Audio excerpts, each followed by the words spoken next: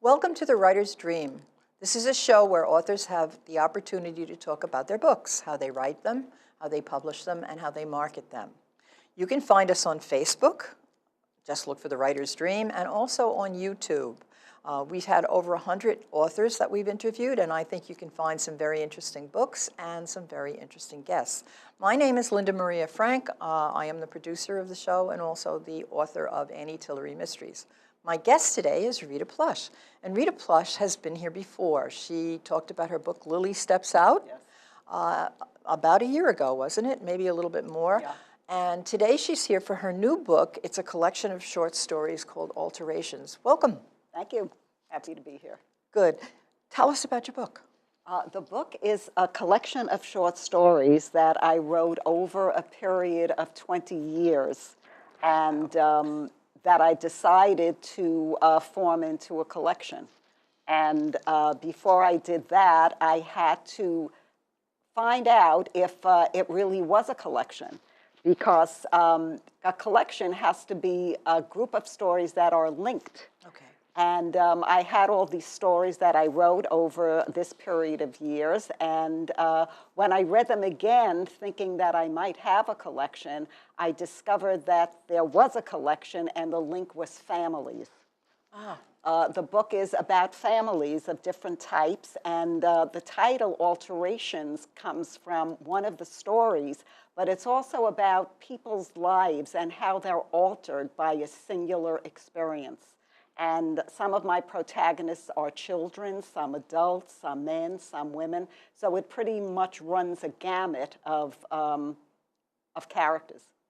So thinking back 20 years ago when you first started to write these stories, what inspired you to write them? Why did you, people always ask me, what brings you to finally pick up the pen and put it on paper? And what was your motivation? Well, I'd say that my motivation came, I'm a late bloomer, and I didn't go to college till I was in my late 40s, early 50s. And I had always enjoyed writing when I was in grade school, but it wasn't until college that I realized how much I did like to write, and I chose for my master's creative writing. And there I began to write short stories for my master's thesis. And when I did graduate after 11 years part-time, I wanted to continue writing. And I chose a story that I had begun in my master's class and elaborated on it. And the story was from your childhood? The story really has nothing to do consciously about my childhood. But writers are liars, and I must have found something in my childhood to write about, or maybe even my adulthood. The story is Love, Mona, and it's the introductory story to the book, and it's about a young girl whose mother has died, and about the people who want to adopt her. So both my parents lived well into their 80s and 90s, so I'm not sure where it came from, but it was there. So Mona's not a real person? Mona's not a real person, and Frances, who's the young 6-year-old, is also not a person. But as I think about it, when I started to write the story, my mother was very ill. And it's a story about loss. And I may have been feeling a loss that was yet to come, and I transposed it into this little girl. Some stories I know where they come from, but this one I don't. Yeah, I recently did an event at an elementary school, and it's amazing. There were 5th graders. It's amazing how young children really can just target in on what's important. And one of the questions I got was, where do my stories come from? And I really had to give that a lot of thought. Yeah. So I know that I read your introduction on Amazon to the book, and you talked about the fact that things were inspired by odors, by Yes. yeah, and you mentioned a number of things that I could relate to from my childhood as well. So I'm assuming that that's what you use to motivate Yeah, the story. I think we filter away, we hide away things. We hear things, we see things, we experience things, we feel things, and they get shoved away somehow. And then when I start to write, all these things come out. Yeah, I call it the filing cabinet of the brain. Yes, certainly. And the way I explained it to the kids was I said, you know, you watch television, you read books, you see things that happen around you, and they're all in there, and they rattle around, and eventually a collision occurs. Yes, that's a good way of putting An it. idea sparks from that Yes. collision. Yeah. So, because I mean, I have things that I've written that I don't know where they come from. Yes, and maybe it's better that we don't Yeah. sometimes, yeah. but they're there. I guess that's probably human creativity. Yeah, I think that's it. And, you know, it's those random synapses that occur. Yes. So tell me about some of the stories. Okay, well, I mentioned that the first story is about a young Frances and the people who want to adopt her. And there are so many. I have one called Alterations about a young woman whose mother is a dressmaker. Now, where that comes from, I might say that my father was in the dress business for many, many years. And I know about sewing and mending and fixing and alterations of that type. And so that would be where that came from. And, another have men as the protagonists. And some of these chapters also, some of these stories also appear in my new upcoming novel called Feminine Products. So I have from that, and they were published as short stories, and then I incorporated them into my upcoming novel. Do you find that a useful device to write short episodes, I'll call them, bigger than chapters, smaller than short stories, and write them down because you really feel that this is a great idea, and then eventually it all gels into something? Yeah, that happens. I like to write scenes, and sometimes I have a scene in mind. I can see the scene. I can see the people. I can hear them talking. I know what they're wearing. And I write down the scenes, and then I fit them into the piece I'm working on. Yeah, I'm starting to do that now too, because sometimes when I think in terms of writing the whole novel, it's overwhelming. But I also I imagine it happens that way for a lot of writers. Is there are things that inspire you to write that novel. There are things you see, scenes, as you say, and if I write them, then I can remember them and collect them into a theme in a novel. Would you like to read? Sure. I'd like to read something from Feminine Products, which is the title of my new upcoming novel that should be released in this spring or early summer. Wow. And it's about a young woman. She's in her 40s, and she finds herself pregnant by the man she's in love with. And when she tells him that he questions whether he is the father. And she's heartbroken. And as you can imagine, and she goes and tells her dear friend what just transpired. So here is that segment. Okay. Oh, I thought I had it. Just give me okay. a moment. Sure. Oh, yeah, okay. So Lily, her friend, says, he could be scared, Lily says. When men get scared, they run or get mean. Women call a friend or shop themselves out of it. Walter's come full circle in a short time. Look at what he's had to deal with. I'm looking so hard I can't see straight. It was a trauma for him to give up his antique store and sell off his merchandise, like selling off parts of himself, he told me. I can relate to that. But with me, it's not curios and credenzas. Want a heart? Here, take my liver too. Give, give, give, thinking I'll get back, she bursts out angrily and flings her bolero off her lap. good to men who aren't good to me. She stomps around the yard, kicking a twig on the grass. Lily watches silently from her chair, bends to fetch and fold the discarded bolero. Love me, be with me, stay, Rusty says, sitting again. I need to believe that Walter won't leave me, that he'll be there to see his child grow up like a real father. Because mine ran out on me, I think every man will. So Rusty has a history, and Walter has one too. And the story reveals their histories and what happens to them. And I won't ask you what happens. I You have to won't read the tell. book. I'd like to hear the story, the one with Mona. I'd like to hear a little bit of okay. that. This was the first short story I ever wrote. Okay, let me get it and find a part.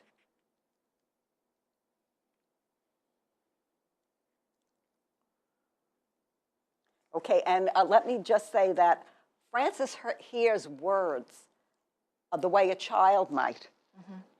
Say for time being, she hears time bing, and it's written as such. So here's a part in the story where a moving van comes to take Frances's mother's things away. She lives in the same apartment building as Mona, who's the friend who wants to adopt her. A few days later, a moving van was down on the street, and I saw two men loading a sofa onto it. Mona was standing there and watching them. More men came out of the building with my mother's bed, her makeup table. I ran to check that the night table was still in the storeroom, and then I raced out of the apartment and down the stairs to the street. Stop, stop doing that, I shouted at the man sliding the makeup table into the truck's wide open back. Mona, make them stop. I pulled at the man's shirt and punched him and kicked his shins. Mona's arms were tight around me, holding me so I couldn't move. They're going into storage, she said in a small voice. She said it was for the time being. What good was the time being? I should have stayed in our apartment when Mona brought me up there that first night. I should have closed my eyes and stayed on my bed. I would have never let the moving men in to take away all of our things. The day of the funeral, I was sick with a fever and in no condition. So I stayed in bed in the storeroom, and the super's wife put cool, wet washcloths on my forehead. Her cleaning fluid smell made me think of the dumbwaiter shaft. I heard my mother calling to Mona down its dim hollow. I wanted to open the little door in the middle of the foyer wall and peer down into the darkness, to the square of light where my mother was, her voice dull and echoey, breaking through the fixed brightness. I'm home now, Frances. I sat up, but the little door was too far away. From the child, yeah. Yes. Very, very nice. Would you mind if I read some of the Not at all. reviews? Okay, let me just find them. Two of us are having fun finding things today. Rita Plush writes from the heart and the gut. Her situations and characters are very real and easy to identify with. In short order, one feels as if they know the players intimately. She's an expert in writing about the human condition. If you like alterations, check out her first published novel, Lily Steps Out, also available on Amazon. This is the next one, a beautiful collection of short stories filled with emotion, some told through the eyes of a child, but every one is unique and left a lasting impression. I recommend to all readers, adult and YA as well. Loved it. Very nice. So how is this different from Lily Steps Out? Give us a little capsulized edition of Lily Steps Out. Well, Lily Steps Out is a middle-aged coming of age about Lily Gold, who decides to go out and get a job after her husband retires. She doesn't want to go to Walbaum's with him and discuss whether they have enough cucumbers in the house or enough toilet paper, and have him sit in the husband's chair in Loman's. So she decides to get a job, and this changes the entire balance of the relationship.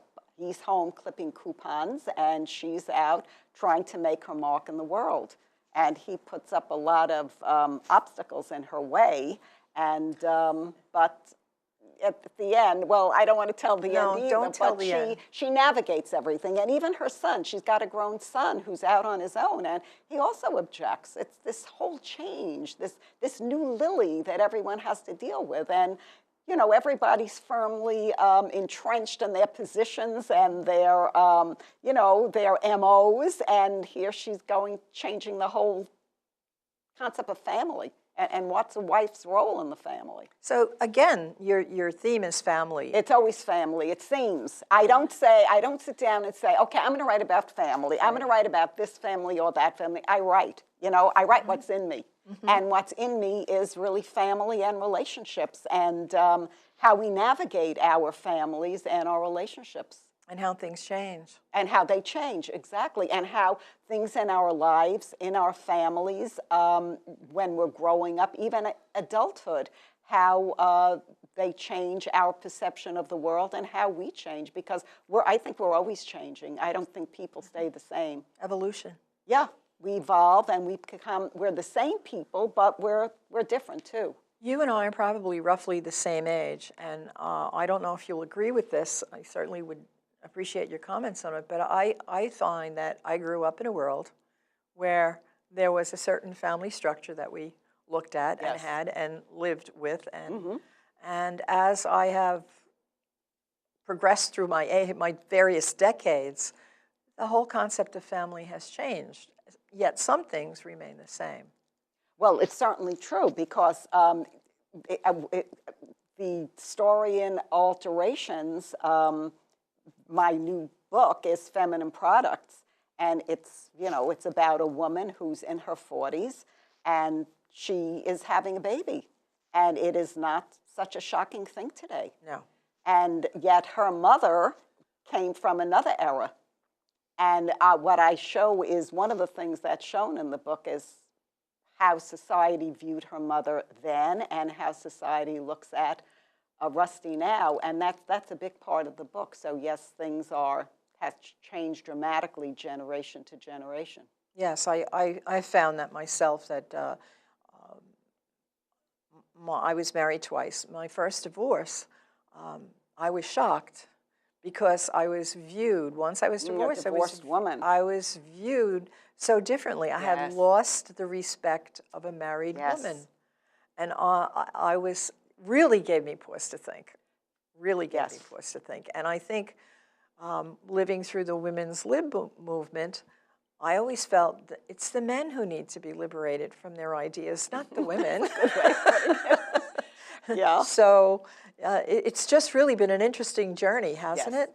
And I like the idea that the theme in this book is families, because I think that family structures have changed, but family ties are pretty much the same. Yes, they are. And I think the pull to family is still there. Sure. People wanting to have a family. Exactly. Exactly. People want family, people need family, and a lot of the stories show that need and the wanting to have. And that's interesting to me because a lot of these families are in conflict, but that's what makes an interesting story. Otherwise, if everybody's getting along and life is hunky-dory, what's there to write about? It's not interesting. You need that conflict and also resolution. Books have to have tension. Exactly. They don't have to be thrillers, but they have to have a tension in them. Yeah, and something has to be at stake. Yeah. And people have to want things. Characters need to want things they can't have. And sometimes they get them and sometimes they don't.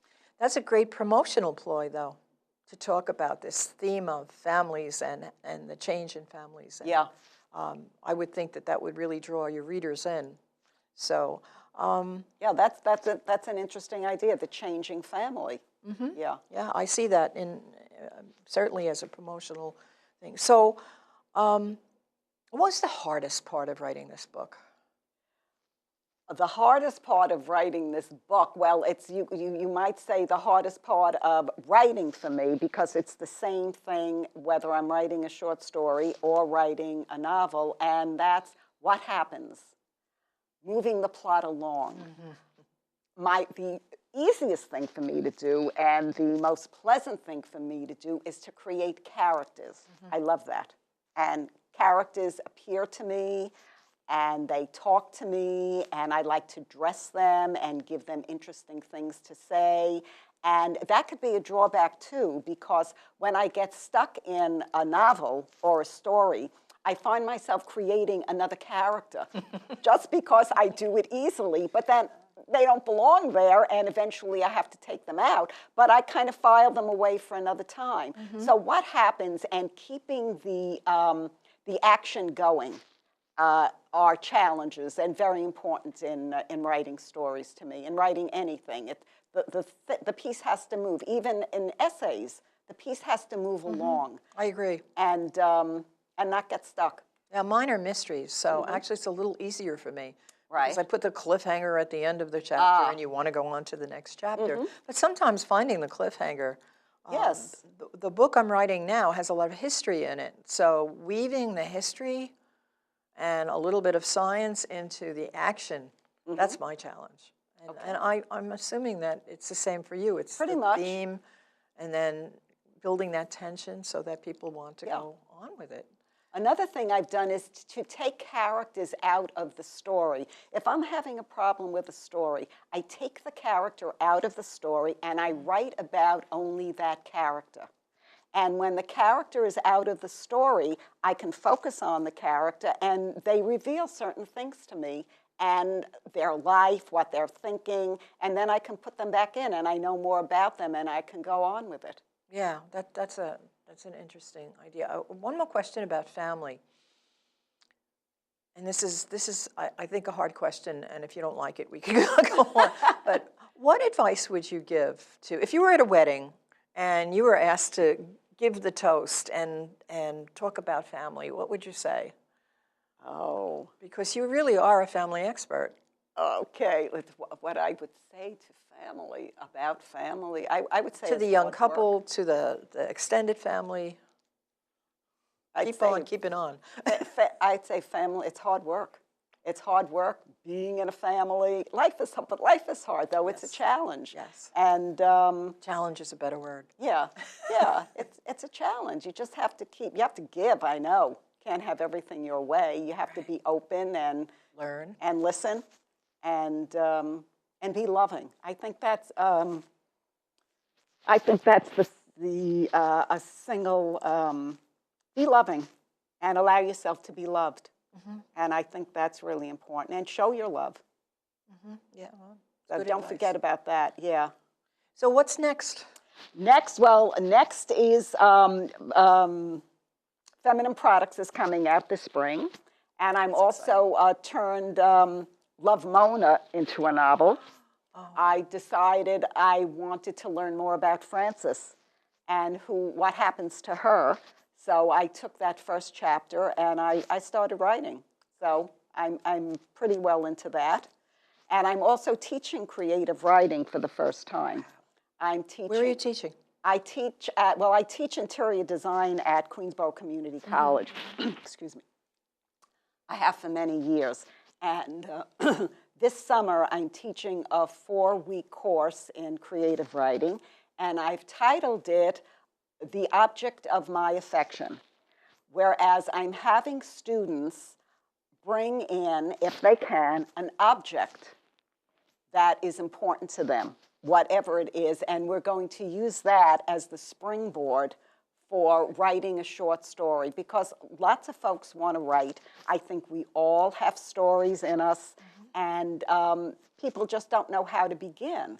So we're going to start with that, and I'm going to talk about developing character and the importance of dialogue and setting, and that's, I hope it takes off, and I think it will.